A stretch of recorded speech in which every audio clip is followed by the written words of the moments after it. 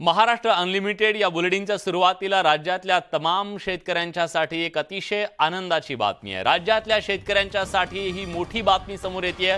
नमो शेतकरी महासन्मान निधी योजनेच्या पहिल्या हप्त्याला मंजुरी देण्यात आली असून 2000चा पहिला हप्ता लवकरच शेतकऱ्यांच्या खात्यात जमा होणार आहे। या योजनेसाठी 1720 कोटी रुपयांच्या निधीला राज्य सरकारने मान्यता दिली आहे। राज्य सरकारच्या या निर्णयामुळे प्रत्येक पात्र शेतकऱ्याला राज्य सरकारकडून आता वर्षाकाठी 6000 रुपये, केंद्र सरकारचे 6000 आणि राज्य सरकारचे आता त्यात पुन्हा 6000 असे 12000 रुपये शेतकऱ्यांना मिळणार आहेत। एप्रिल ते जुलै 2023 कालावधीसाठी पहिला हप्ता शेतकऱ्यांच्या खात्यात जमा होणार आहे।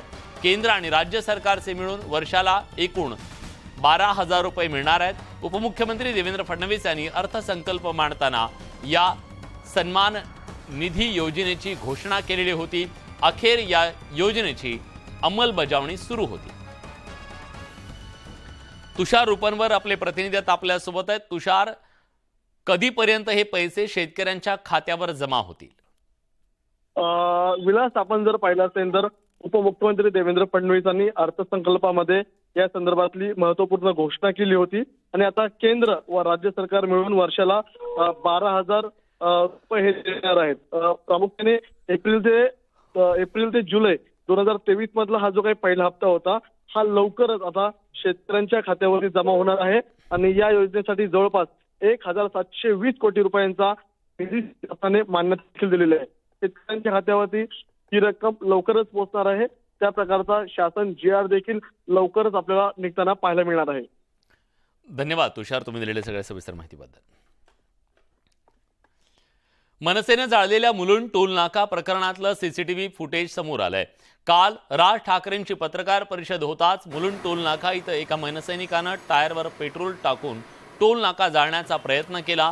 या प्रकरणी आता सीसीटीव्ही फुटेज समोर आलं असून पोलिसांनी यात एका मनसैनिकाला अटक केली आहे। रोशन वाडकर याला पोलिसांनी अटक केली असून त्याला मुलुंड कोर्टात हजर केलं असता त्याला पोलीस कोठडी देण्यात आली आहे। अजित मांढरे आपले प्रतिनिधी आपल्या सोबत आहेत। अजित, काय अधिक तपशील आहे याबद्दलचा? विलास, टोल नाक्या संदर्भात गेल्या अनेक दिवसांपासून मनसैनिक जे आहेत ते वेगवेगळ्या पातळीवरती आणि वेगवेगळ्या पद्धतीने आंदोलन करत होते। राज ठाकरे यांची पत्रकार परिषद झाल्यानंतर त्यांनी स्पष्ट वक्तव्य केलं की जर टोल घेणं थांबवलं नाही तर आम्ही टोल नाके जाळून टाकू। याचीच प्रतिक्रिया जी आहे ती उमटली होती आणि अनेक मनसैनिक जे आहेत ते मुलुंड टोल नाक्यावरती येऊन त्यांनी तिथं निदर्शनं सुरू केली होती। त्या दरम्यान एका रोशन वाडकर नावाच्या कार्यकर्त्याने टायर केबिनमध्ये टाकले टोल नाक्याच्या आणि जाळण्याचा प्रयत्न केला। या प्रकरणी आता सीसीटीव्ही फुटेज समोर आले असून पोलिसांनी या आधारेच रोशन वाडकर या तरुणाला अटक केली होती। त्याला आज मुलुंड कोर्टात हजर केलं असताना पोलीस कोठडी सुनावली गेलेली आहे। आपण जर पाहिलं की राज ठाकरे यांनी ज्या वेळेस अशी आंदोलन असतील किंवा अशा पद्धतीची वक्तव्य केलेली आहेत त्याची पहिली प्रतिक्रिया जी आहे ती ठाण्यामध्ये उमटलेली आहे आणि त्याच पार्श्वभूमीवरती यावेळी देखील ठाण्यामधूनच पहिल्यांदाच मनसैनिकांनी टोल नाका जाळण्याचा प्रयत्न केलेला आहे। मनसैनिक जे आहेत ते किती तीव्र आहेत ते या घटनेवरून समोर येते आणि पोलिसांनी देखील या प्रकरणी तपास केला असून नेमकं हा रोशन वाडकर जो आहे तो कोणाच्या सांगण्यावरून त्याने हे कृत्य केलेलं आहे, यामध्ये आणखीन कोणाचा सहभाग आहे का, काय नेमकं प्रकारचं त्यांचं प्लॅनिंग होतं, या सर्व करता पोलीस कोठडी मागितली होती आणि त्या अनुषंगाने त्यांना पोलीस कोठडी मिळालेली आहे। पोलिसांचं असं म्हणणं आहे की यामध्ये आणखीन देखील आरोपी जे आहेत ते असू शकतात आणि त्यांचा शोध जो आहे तो आम्ही घेत आहोत। धन्यवाद तुम्ही दिलेल्या सगळ्या सविस्तर माहितीबद्दल अजित।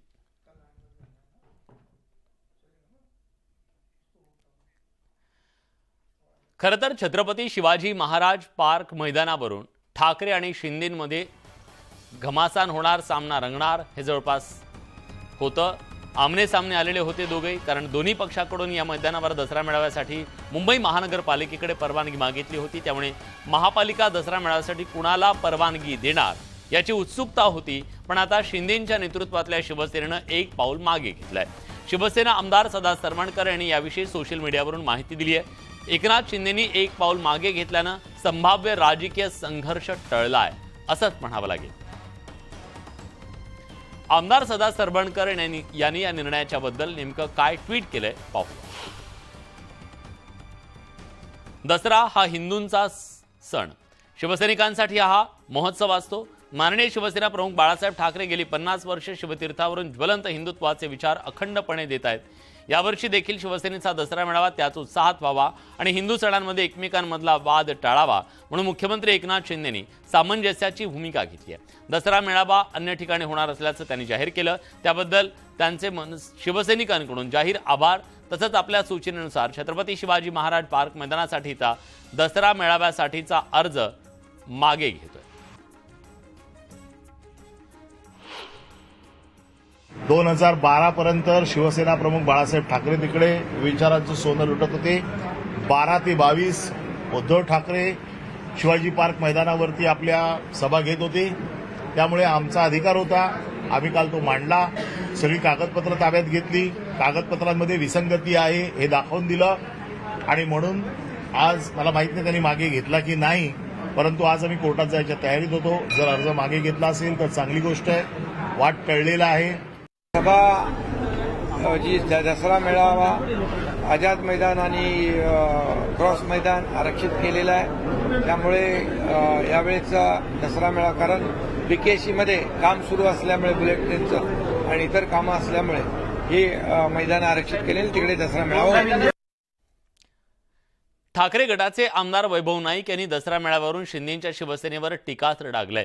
शिंदेंनी आपला दसरा मेळावा भाजप कार्यालयात घ्यावा अशी टीका वैभव नाईकांनी केली आहे। बाळासाहेब ठाकरे उद्धव ठाकरे यांचा दसरा मेळावा हा शिवतीर्थावर होतो, तसंच शिंदेंच्या शिवसेनेकडे ध्येय धोरणं नाहीत अशी टीका त्यांनी केली आहे। खरं तर आज त्यांना मोदी शहांचं ते गोडवे गात आहेत। त्यांचे जे प्रवक्ते आहेत दीपक केसरकर ते काय सांगतायत की आम्ही मोदी शहांना धरून आम्ही निवडणूक लढवणार आहोत आणि त्यामुळे त्यांच्या पक्षाची ध्येय धोरणच नाहीत आणि त्यामुळे खरं तर त्यांनी दसरा मेळावा शिवतीर्थावर घेऊ नये, त्यांनी दसरा मेळावा भाजपच्या कार्यालयातच घ्यावा आणि भाजपची ध्येय धोरणं ते सांगणार आहेत तर भाजपच्या कार्यालयातच आणि भाजपच्या कार्यकर्त्यांना घेऊनच त्यांनी दसरा मेळावा घ्यावा। उपमुख्यमंत्री अजित पवार यांनी शपथ घेऊन आता 100 दिवस पूर्ण झाले। अजित पवार यांच्या राष्ट्रवादी काँग्रेसला महायुतीसोबत येऊन 100 दिवस पूर्ण झाल्यामुळे त्यानिमित्तानं अजित पवार यांनी पत्र लिहून आपली भावना मांडली। या पत्रातून अजित पवारांनी आपली पुढची वाटचाली कशी असेल, दिशा कशी असेल हेही मांडलंय। पत्रातून समाजकारणाचं सूत्र मांडलंय। वसा विकासाचा आणि विचार बहुजनांचा हे आमच्या राष्ट्रवादी पक्षाचं सत्तेत असण्याचं सूत्र राहणार आहे, याची मी या पत्राद्वारे आपल्याला ग्वाही देतो असं अजित पवार म्हणाले। राष्ट्रवादी काँग्रेस पक्षानं नेहमी युगपुरुष छत्रपती शिवाजी महाराज यांचा आदर्श, फुले शाहू आंबेडकरांचे विचार आणि वंदनीय यशवंतराव चव्हाण साहेबांच्या लोककल्याणाचं धोरण हा वारसा जपलाय। तसंच माझ्या नेतृत्वाखाली राष्ट्रवादी काँग्रेसनं देखील पुढील काळात हीच परंपरा कायम जपली जाणार आहे, हे माझं वचन आहे असंही ते म्हणाले। दरम्यान महाराष्ट्राच्या राजकीय इतिहासात यापूर्वी अनेक मोठ्या नेत्यांनी वेगळी राजकीय भूमिका असणारे निर्णय घेतले, त्या वेळेनुसार आणि काळानुसार निर्णय घ्यावे लागतात अशी भूमिका त्यांनी घेतली। 2 जुलै 2023 रोजी महायुतीत सामील झालो असंही अजितदादा यांनी आवर्जून सांगितलं। दरम्यान नव्या सरकारमध्ये सामील होत असताना मी मांडलेली भूमिका आम्ही पुढे घेऊन जाणार आहोत। आम्ही याच मार्गावरून गेली 100 दिवस वाटचाल केली आहे आणि यापुढे सुद्धा करत राहू, हा मला विश्वास आहे। तुम्हा सगळ्यांचे आशीर्वाद आणि साथ अशीच सोबत राहू दे अशी अपेक्षा अजित पवार यांनी महाराष्ट्रातल्या जनतेला बोलून दाखवली। राज्य मंत्रिमंडळाची आज बैठक पार पडली। या बैठकीत काही धडाकेबाज निर्णय घेण्यात आलेत। राज्यात मुलींच्या सक्षमीकरणासाठी लेक लाडकी योजना विद्यापीठाच्या नावात औरंगाबाद ऐवजी छत्रपती संभाजीनगर बदल करण्यास मान्यता। तसंच फलटण ते पंढरपूर नवीन ब्रॉडगेज रेल्वे मार्ग आता रेल्वे मंत्रालयातर्फे पूर्ण करण्याचा निर्णय मंत्रिमंडळ बैठकीत घेण्यात आला। सरकारच्या लेक लाडकी योजनेअंतर्गत पहिल्या टप्प्यात 5,000, दुसऱ्या टप्प्यात 6,000 आणि तिसऱ्या टप्प्यात 8,000 रुपये मिळणार आहेत। मुलीचा जन्म झाल्यावर 5,000 रुपये, पहिलीमध्ये गेल्यावर 6,000 रुपये, 6वीमध्ये गेल्यावर 7,000 रुपये आणि 11वीत गेल्यावर 8,000 रुपये आणि वयाची 18 वर्ष झाल्यावर 75,000 रुपये असे 1,00,000 रुपये त्या मुलीला देण्याचा निर्णय सरकारने अतिशय मोठा निर्णय राज्यातल्या मुलींसाठी आम्ही घेतलाय। आजच्या मंत्रिमंडळाच्या बैठकीत कुठले महत्त्वाचे निर्णय घेण्यात आलेले आहेत, काय निर्णय आहेत हे जाणून घेऊया। बघा, राज्यात मुलींच्या सक्षमीकरणासाठी लेक लाडकी योजना आणली गेलेली आहे। उदंचन जल विद्युत प्रकल्पासाठी नवं धोरण आखण्यात आलंय. सांगली अहमदनगर जिल्ह्यात जिल्हा आणि अतिरिक्त सत्र न्यायालय उभारली जाणार आहेत. फलटण ते पंढरपूर नवीन ब्रॉडगेज रेल्वे मार्ग होतोय. भोसला मिलिटरी स्कूलला नागपूर इथं जमीन देण्यात आली आहे. विद्यापीठाच्या नावात आता औरंगाबादच्या ऐवजी छत्रपती संभाजीनगर असा बदल करायला मान्यता देण्यात आली. पात्र माजी खंडकरी शेतकऱ्यांना 1 एकरापेक्षा कमी जमिनीचं वाटप करण्यात येणार आहे.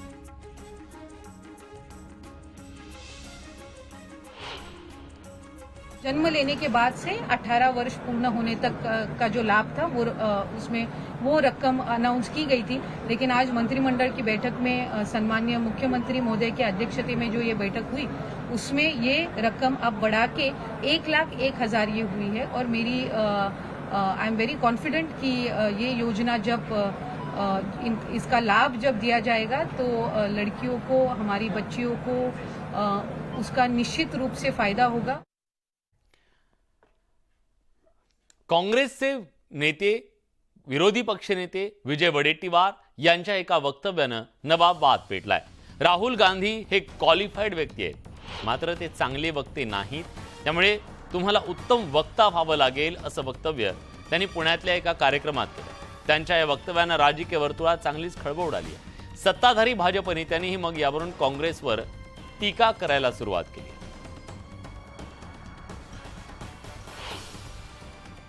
आपको अच्छा वक्ता होना पहले ही जरूरी है. राहुल जी क्वालिफाइड है, गांधी, पर वक्ता अच्छा नहीं है. तो आपको पहले वक्ता अच्छा होना चाहिए. काँग्रेसच्या नेत्यांनीच आता हे मान्य केलं आहे की राहुल गांधीला भाषण देता येत नाही, राहुल गांधीला बोलता येत नाही. विजय वडेट्टीवार हे अनावधानाने का होईना पण खरं बोलून गेले. त्यामुळे मला वाटतं इंडिया आघाडीच्या सर्व नेतृत्वाने विचार करावा की राहुल गांधीला नेतृत्व द्यायचं की नाही द्यायचं, असं मला वाटतं. त्यांनी भाषणातच सांगितलं की राहुल गांधी हे चांगले वक्ते नाही, म्हणजे शिक्कामोर्तबच करून टाकलेलं आहे की हे जे राहुल गांधी स्टेजवर उभं राहून भाषण करू शकत नाही, विचार देऊ शकत नाही, आणि ते विरोधकांना सोडा, आम्ही तर त्यांचे राजकीय विरोधक आहेत, पण त्यांच्या काँग्रेसचा विरोधी पक्ष नेता विधिमंडळातला तोच अगर म्हणत असेल की माझ्या नेत्याला बोलायलाच येत नाही, तर राहुल गांधींनी आता घरी बसावं आणि तोंडाला टाळं मारावं. आता काय बोलणार? उड्यात पुढच्या बातमीकडे. विजय वडेट्टीवार लवकरच पक्षांतर करतील असं वक्तव्य भाजपचे नेते आशिष देशमुख यांनी केलंय. नागपूरच्या अधिवेशनापूर्वी विजय वडेट्टीवार पक्षांतर करतील असा दावा आशिष देशमुख यांनी केलाय. त्यांच्या या वक्तव्यानं राजकीय क्षेत्रात खळबळ उडाली.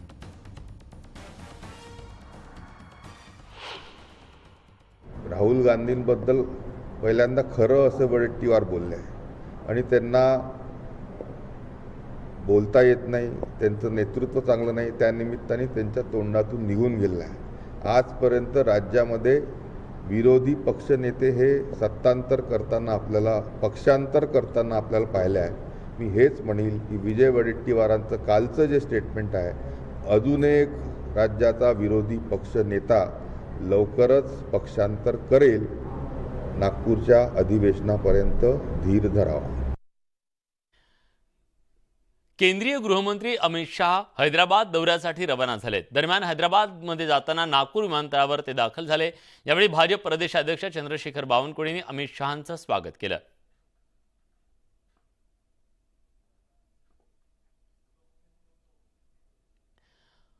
उत्पादनात झालेली घट आणि संपामुळे खराब झालेल्या कांद्यानं सध्या मिळत असलेल्या भावात खर्चही निघत नसल्यानं नाशिक जिल्ह्यातले शेतकरी हवालदिल झालेत.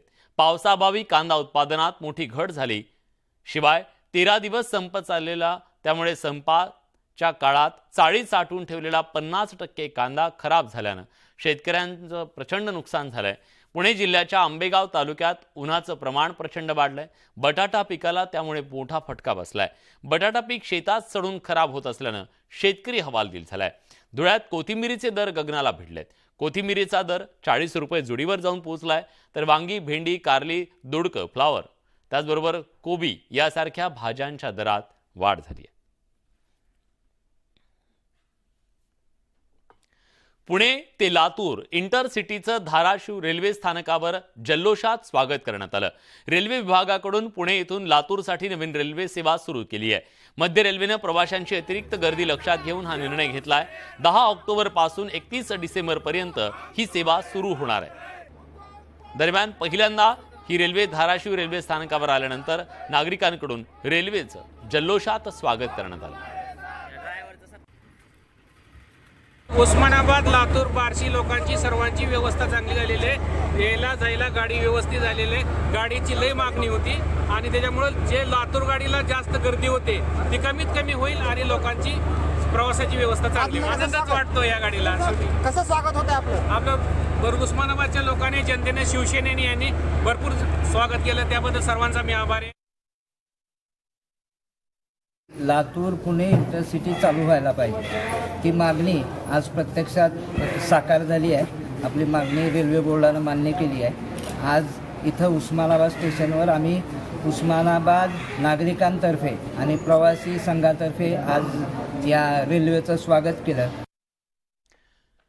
जुन्नर तालुक्यातील आळे गावात बिबट्यानं एका 4 वर्षाच्या मुलावर हल्ला केला. या हल्ल्यात गंभीर जखमी झालेल्या मुलाचा मृत्यू झालाय. यापूर्वी एका दुचाकीस्वारावरही बिबट्यानं हल्ला केला. बिबट्याचं परिसरात हल्ले वाढले असून वन विभागानं त्यांचा बंदोबस्त करावा अशी मागणी ग्रामस्थ करतायत. पुण्याच्या आंबेगाव तालुक्यातील फुलवडे परिसरात पाळीव प्राण्यांवर हल्ला करत धुमाकूळ घालणारा बिबट अखेर वन विभागानं जेरबंद केला. मागच्या 15 दिवसापासून फुलवडे परिसरातील डोंगर माळरानावरच्या गावांमध्ये बिबट्यानं पाळीव शेळ्या, मेंढ्या, गाय, कुत्र्यांचा फडशा पाडला. या सगळ्या बातम्यांसोबत बुलेटिनमध्ये आपण इथेच थांबतोय. ताज्या घडामोडींसाठी बघत रहा न्यूज 18 लोकमत.